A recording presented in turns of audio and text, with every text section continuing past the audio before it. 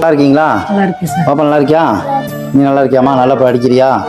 பாப்பா 10th முடிச்சா. நீங்கள் அன்றைக்கே சொன்னீங்க 10th முடிச்சு என்ன செய்ய போகிறோம், கவலையாக இருக்குது அப்படின்னீங்க. கவலையப்பட வேணாம். அதே மாதிரி இந்த பிள்ளைங்களாம் சம்மரில் சும்மா இருக்கக்கூடாது. அவங்களுக்கு என்னென்ன தேவை எல்லாத்தையும் நோட் பண்ணி கேட்டுட்டு ஒரு நல்ல கிளாஸ் ஏதாவது கற்றுக்கிற மாதிரி ஏதாவது ஏற்பாடு பண்ணாங்க. சரியா? அதனால் நீ படிப்பை பற்றின கவலைகள் உனக்கு வேணாம். சரியா? இப்போ கம்ப்யூட்டர் கிளாஸ் போக சொல்லலாம்னு நினைச்சேன். எல்லாம் பணம் கட்ட சொல்லிட்டே இருக்கோம். அல்ல, அதுக்கு தான் நான் வர சொன்னது. அவளை சும்மா அந்த லீவில் கூட வேணா ஏதாவது ஒரு கம்ப்யூட்டர் கிளாஸில் பணம் அதுக்கு தான் நான் பணம் கொடுக்குறதுக்கு தான் வர சொன்னதே. அதே மாதிரி ஸ்கூல் தொடங்குறப்போ உனக்கு என்னென்ன வேணுங்கிறத நோட் பண்ணி அம்மாட்ட சொல்லிடணும். எல்லாமே உனக்கு வாங்கி கொடுத்துருவேன். இன்னும் இந்த கிழிஞ்ச யூனிஃபார்ம்லாம் போட்டு போகக்கூடாது. இதெல்லாம் மாறிடணும். இப்போ எல்லாமே புதுசாக அவங்க ஸ்கூலில் தருவாங்க. அதெல்லாம் வாங்கிக்கிட்டு நீட்டாக போயிட்டு நீட்டாக வரணும். சரியா? நீங்கள் அவங்க கஷ்டத்தை நினச்சி படிக்கணும். சரியா? அதனால் நீ எதை பற்றி யோசிக்காத, தைரியமாக இரு. இப்போ பணம் இருக்குது. இந்த பணம் எதுக்குன்னா பாப்பாவுக்கு அந்த கிளாஸுக்கு எல்லாத்துக்கும் நம்ம வளர்ச்சியை நம்ம தான் டிசைட் பண்ணணும். நீங்கள் அழாதீங்க, தைரியமாக இருங்க. சந்தோஷமா இருக்கு. சந்தோஷம் தானே? சரி, இதே சந்தோஷத்தோட போங்க. பாய்.